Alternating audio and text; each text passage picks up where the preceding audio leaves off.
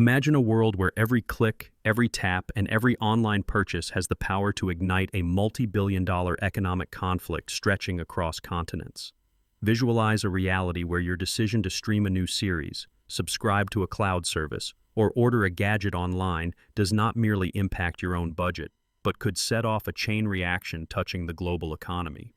This is not just the premise of a futuristic thriller. This is the emerging front line of a high-stakes struggle between the world's largest economies. At the heart of this standoff is a contentious question: who has the right to tax the digital giants that increasingly shape our daily lives and, by extension, the entire global marketplace? The most recent and dramatic episode in this saga unfolded in Canada. After months of political debate and international speculation, the Canadian government abruptly reversed its plan to introduce a digital services tax. This decision, seemingly sudden, reverberated through the halls of Parliament in Ottawa, set off urgent discussions in Brussels, and drew applause from policymakers in Washington. Billions of Canadian dollars, funds initially earmarked for essential services like healthcare, education, and infrastructure, were suddenly left on the table. Was this a sign of capitulation to American pressure? Or could it be a carefully calculated maneuver by Canada, a move designed to buy time in an increasingly complex and dangerous global contest? To truly appreciate why this moment matters, we must journey back and explore the origins of the digital tax dilemma. For much of the 20th century, international tax law was built around the movement of physical goods, steel, automobiles, textiles, between brick-and-mortar stores and across visible borders. But the dawn of the 21st century heralded a digital revolution. Technology companies like Google, Amazon, Facebook, Apple, and Microsoft rose to dominate, generating unfathomable profits from users in almost every country, often with little more than a server, a digital storefront, or a handful of employees on the ground. The borderless nature of their operations allowed them to minimize tax payments in the countries where they reaped enormous revenues. Governments worldwide, from the United Kingdom and France to India and Australia, watched as vast sums of potential tax revenue slipped away, captured instead by multinational tech behemoths.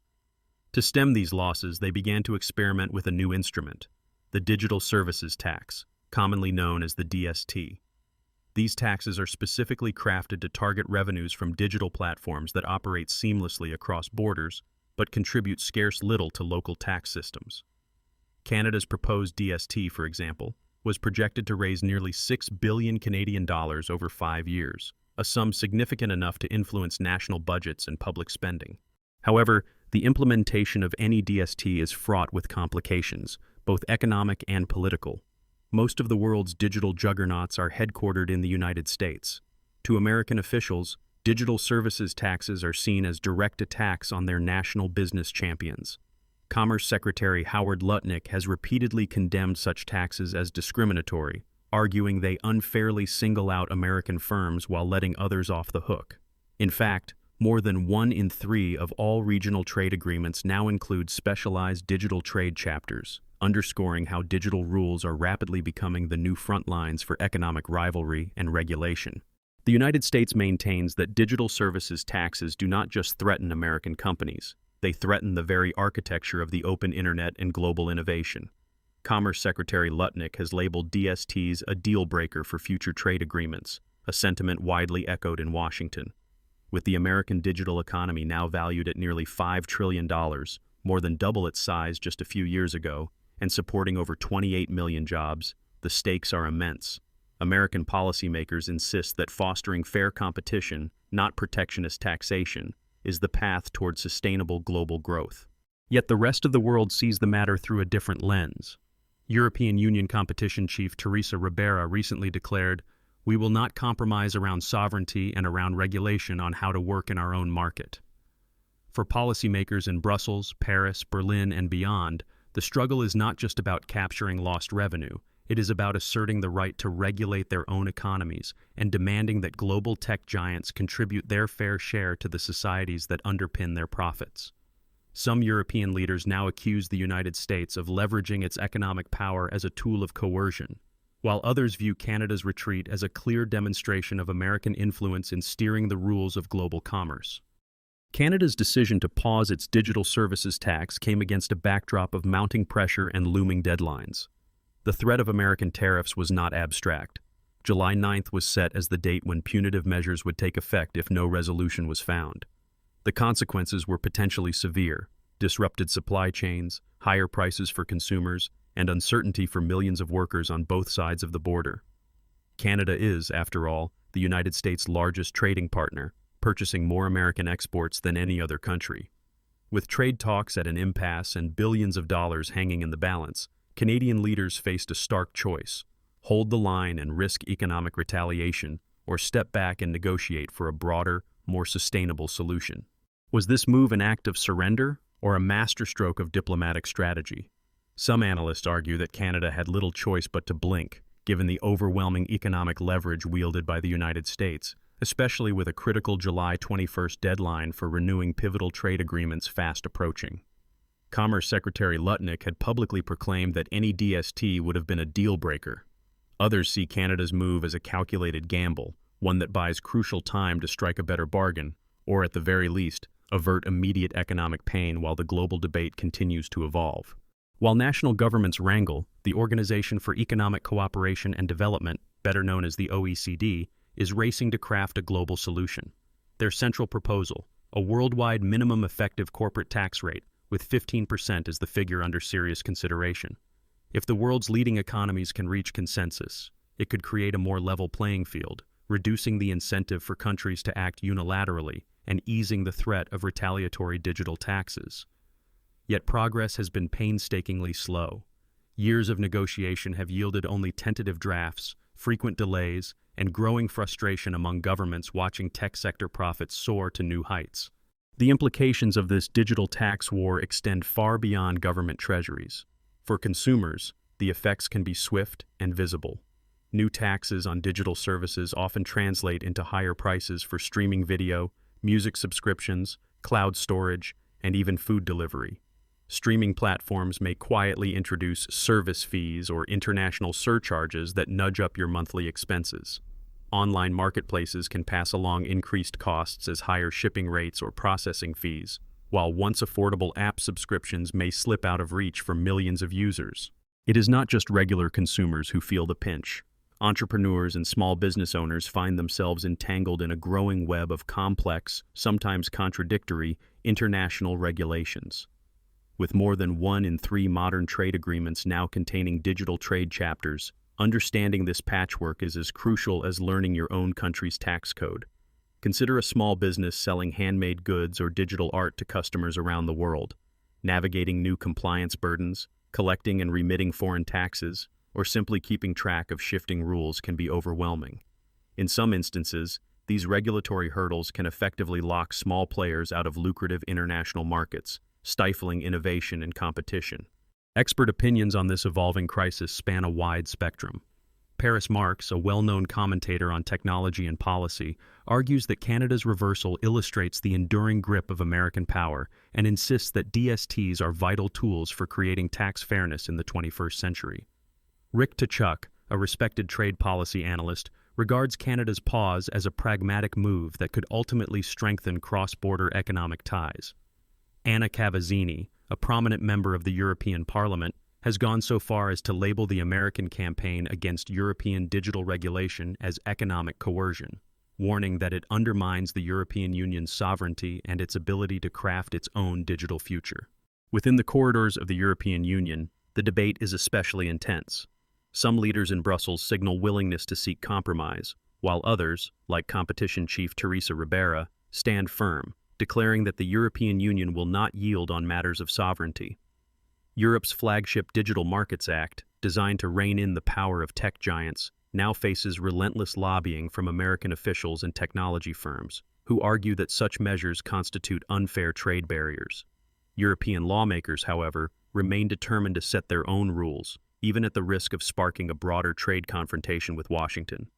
Some observers caution that if the European Union proceeds with its own digital tax in the face of American resistance, it could set off a digital tax arms race. This scenario might see major economies imposing new levies and retaliatory tariffs in quick succession, splintering the global digital economy into isolated regulatory blocks. What does the future hold?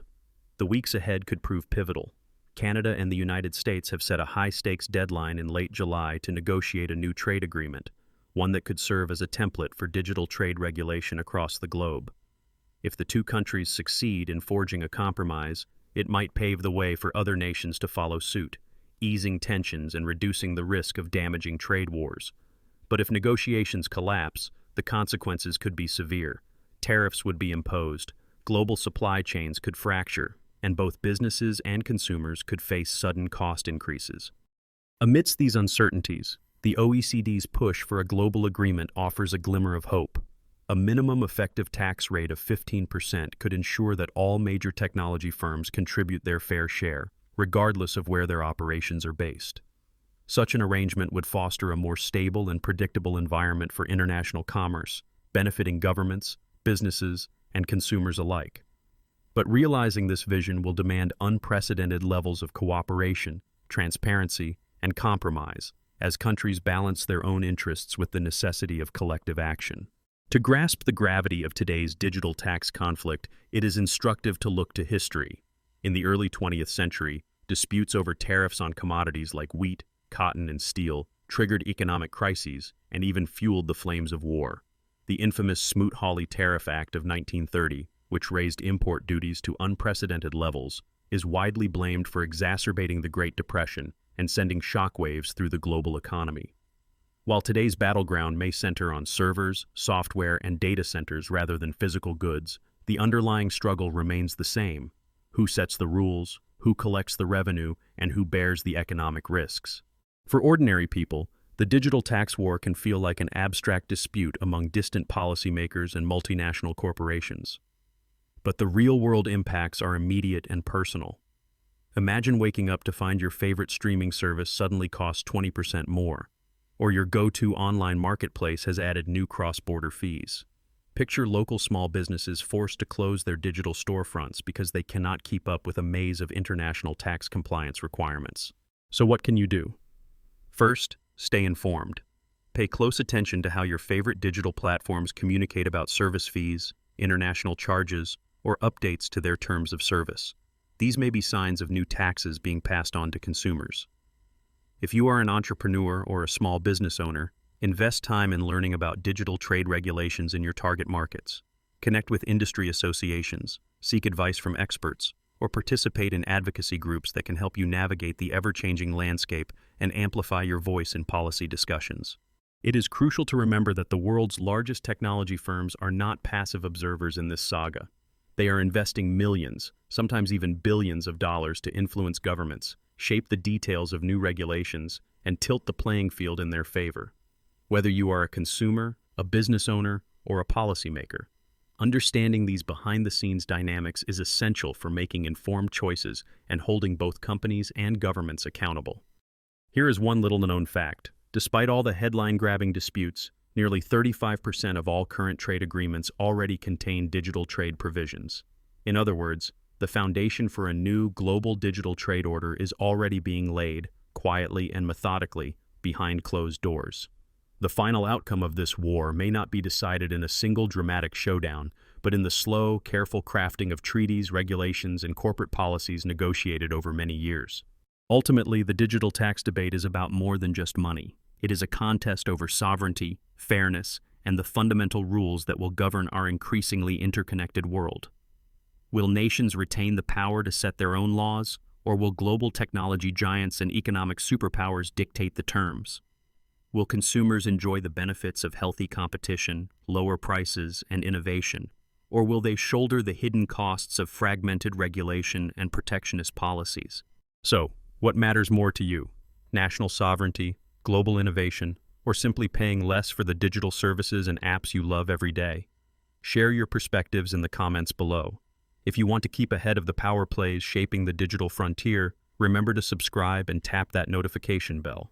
Because in the world of digital trade, the next